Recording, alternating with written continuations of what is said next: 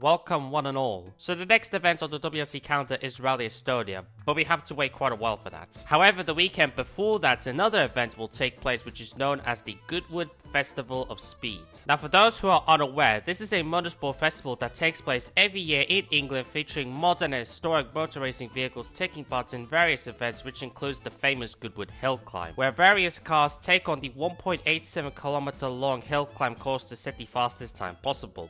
Obviously. It's a pretty historic event, and with it taking place this weekend as I'm recording this, I thought that I would do my own budget Goodwood Festival Speed, but every car is a rally car. Now before we go any further, if you enjoy any of my videos at any point, then don't hesitate to hit that like button and subscribe to the channel as well. It would help me massively and motivate me to continue getting better and better, so do all that lovely stuff. Now let's continue. Now if I wanted to be super realistic and authentic, I would go onto Assetto Corsa, download a bunch of mods for the Hillclimb and the cars, and then go full send. However, because I am on Xbox at the moment, I don't have the facilities for the mods. So instead what we are going to be doing is this. We will be heading over to EA Sports WRC, and since Goodwood is an all tarmac road, we will pick a tarmac stage. And for today's Hillclimb events, we will be using the first split of the Rascota stage in CER. I definitely butchered that pronunciation, so apologies to all my Central Europeans. And we'll be taking the wheel of 18 different cars from the past and present to see how fast they are on this tiny bit of tarmac road. With the stage info stuff now out of the way, let's get into the fun stuff. So the first entry in our budget Goodwood Festival Speed on EAWRC is the 1964 Mini Cooper S. This is the oldest car in the game, and it is considered by many as the first true rally car. And in its day, it was pretty successful, winning multiple international rallies including the famed Rally Monte Carlo, and in its day, this car proved that bigger cars aren't always better. Now stats wise, it's not the fastest thing in the world, but it'll still be interesting to see how this car compares to the cars that we will be seeing later, and also be good to see how far cars have come in recent times. So let's see what the little Mini can do here.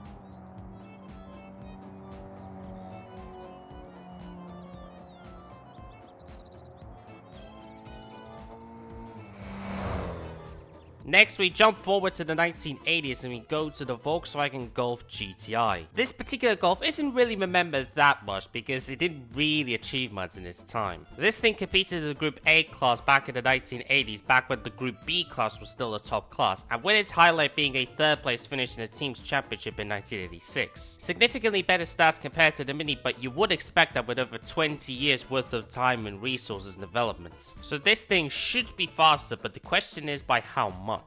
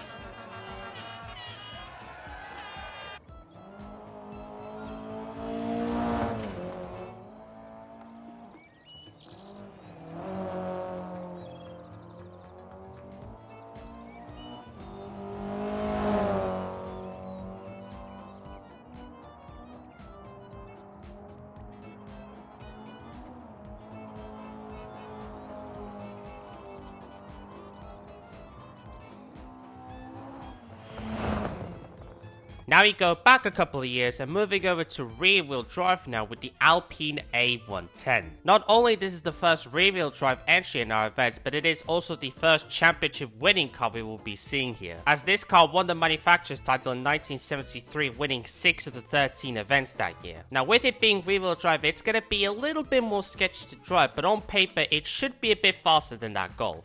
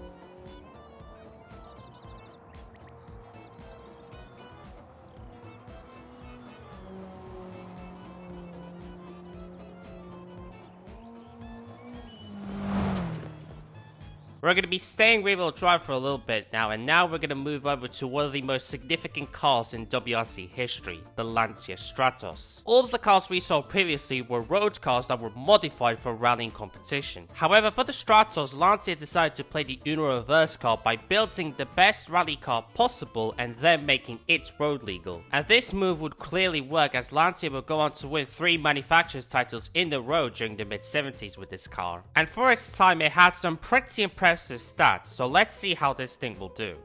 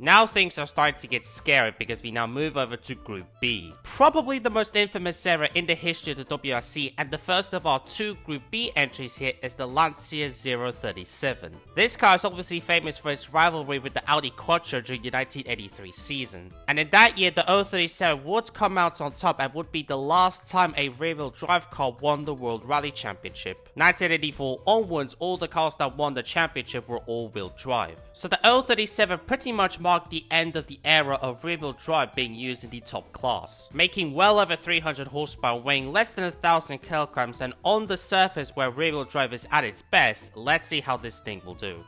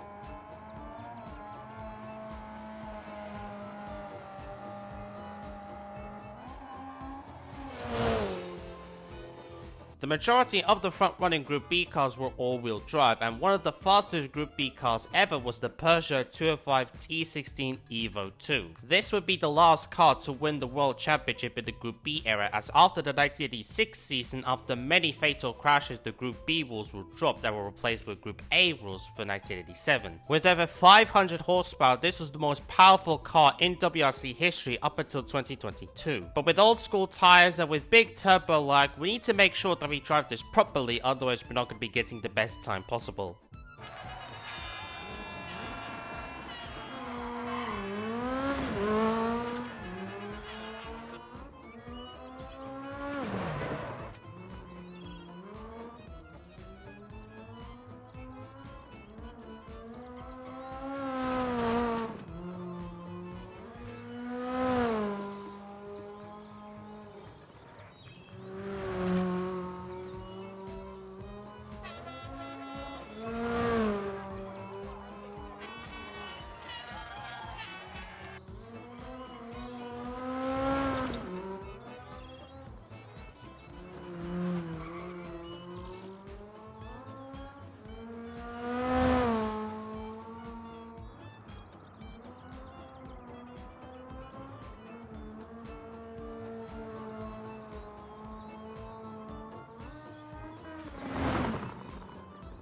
With Group A being brought in late to replace Group B in 1987, everybody had to very quickly scramble to get some kind of cars ready. Well, everybody but Lancia, and the Delta Integrale would be one of the most dominant cars in WRC history. Winning 6 manufacturers' championships in a row, and this car would cement Lancia as the most successful manufacturer in WRC history, a record which they still hold to this day. Significantly less power than the Group B cars, but a lot easier to push to the limits without dying. Though in the game, the results might be a little bit different to how it was in real life.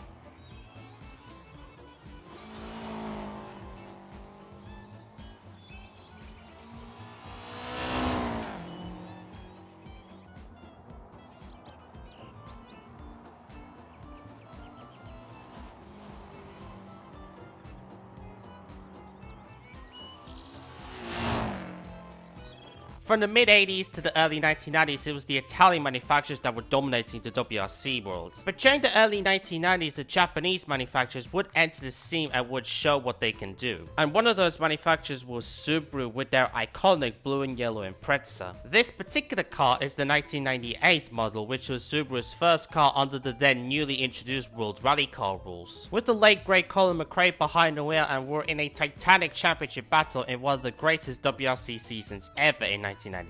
An upgraded car should mean faster times, right? Right?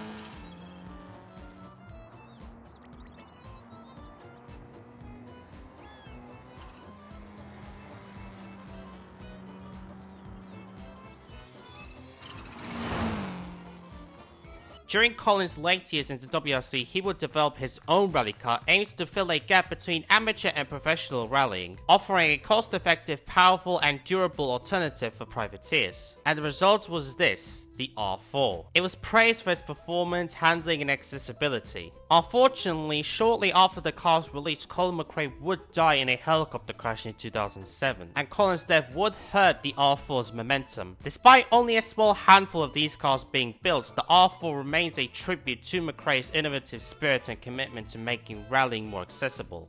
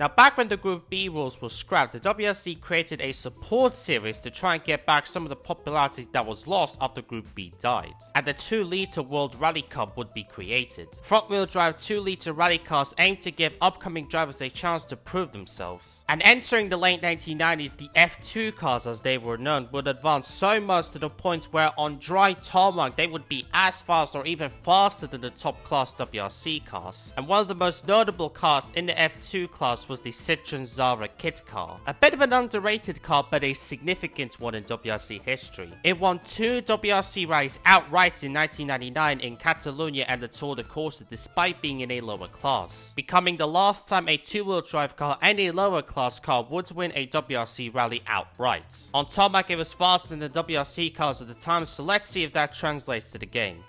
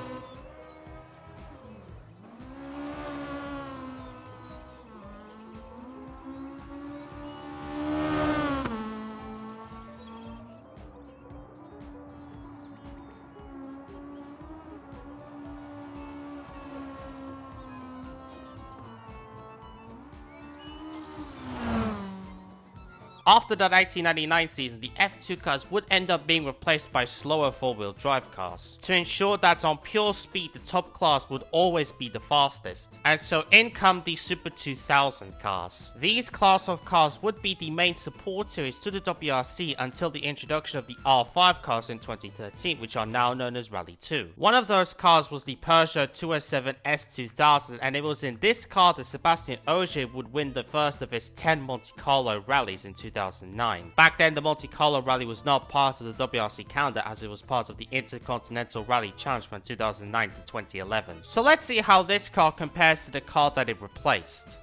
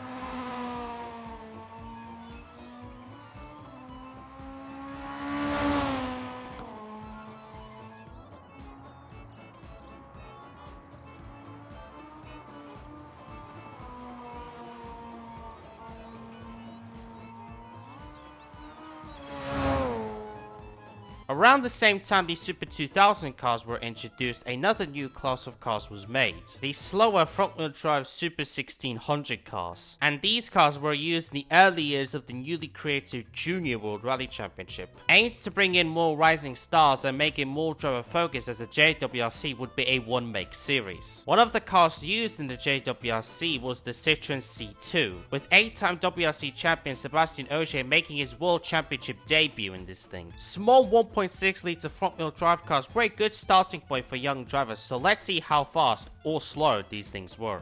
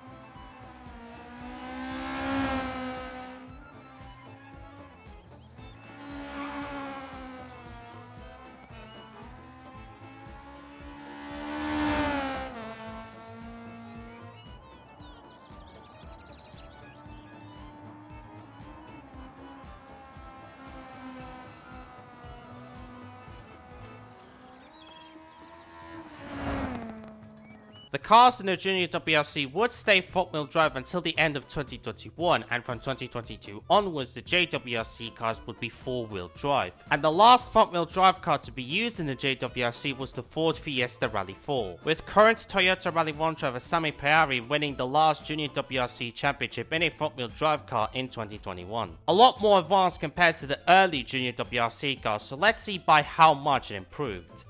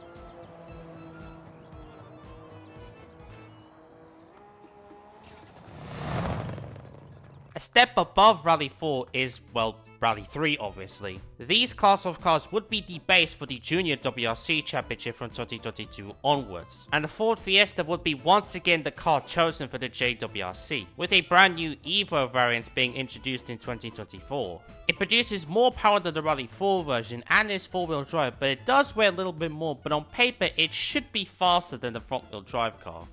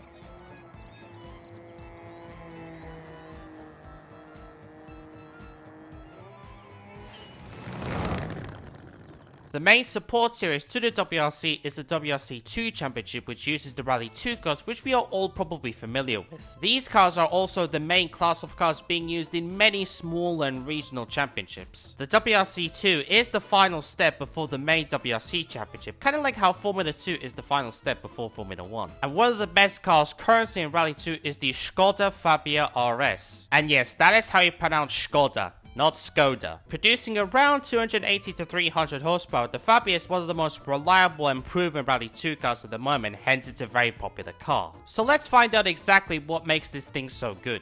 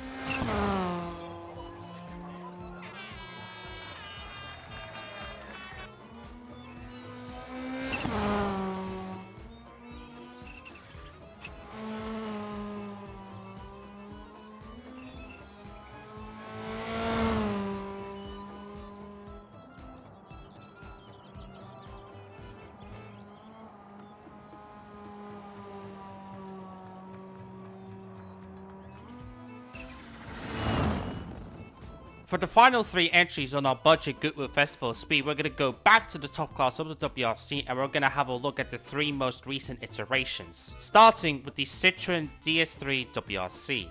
This would be the car where Sebastian Loeb would win his 9th and final WRC championship in 2012. And 2012 will be the last time that Citroën would win the Manufacturers Championship, as Volkswagen will go on to win the next 4 Manufacturers titles. Producing around 300 horsepower, this will be one of the last WRC cars before the big aero revolution in 2017.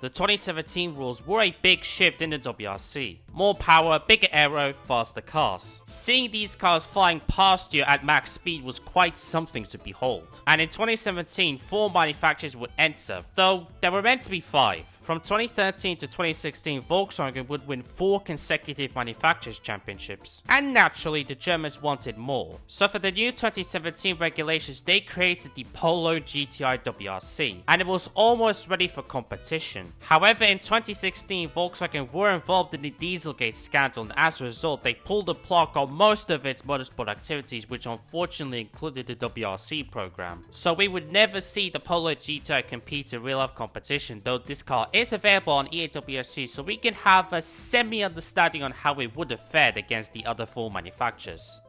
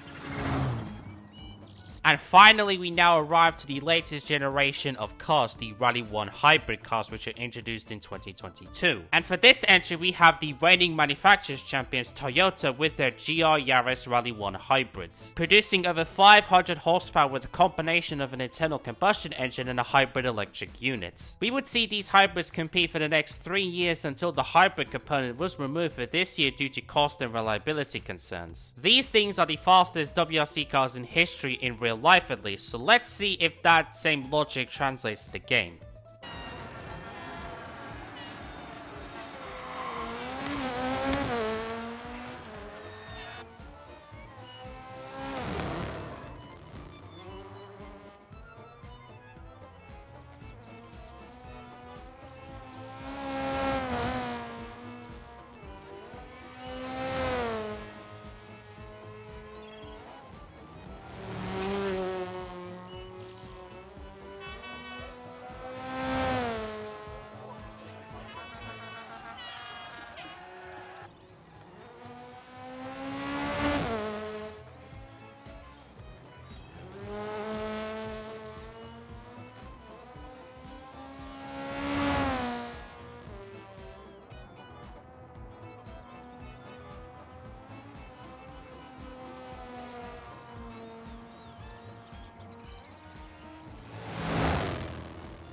With all 18 runs now completed, here are the full results, and it's safe to say that the final standings are a bit interesting to say the least. Some cars are roughly where I expected them to be, others are a bit higher or lower than I expected. Now I will get this out of the way right now, I didn't really give each of these cars many attempts. Each car was given the same amount of mileage time, but I really only did 2 or 3 full runs in each. Now if I was an esports sweat, which I'm not, and sat down for hours and hours in each car, the results might be a bit closer to real life, but we'll never know. I might revisit this next year trying every single car in the game, but that will have to wait. But other videos with the WRC games and about real life WRC are currently in the pipeline. So if you enjoyed this video and want to tune into future videos, then don't hesitate to hit that like button and subscribe to the channel as well. And also hit the bell button to be notified of my latest videos. But until next time, goodbye.